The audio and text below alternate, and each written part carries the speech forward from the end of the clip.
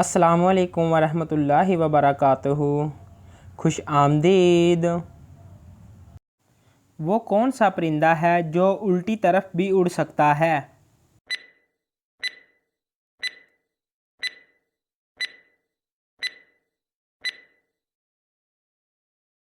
जवाब है humming bird. क्या कारोबार की जगह पर नाखून काटने से गुनाह मिलता है?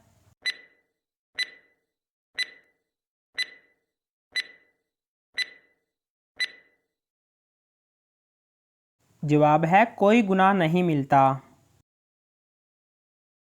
क्या जुमा के दिन नहाना ज़रूरी है?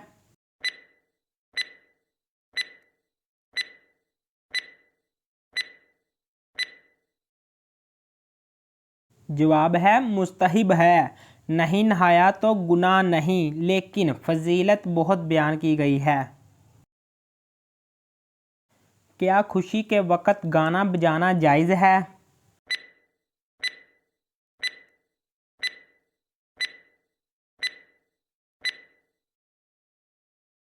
जवाब है नहीं, जायज़ नहीं, हराम है। क्या रात को झाड़ू देने से गुनाह होता है?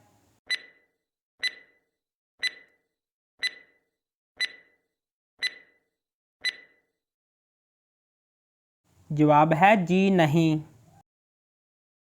क्या रात को नाखून काट सकते हैं?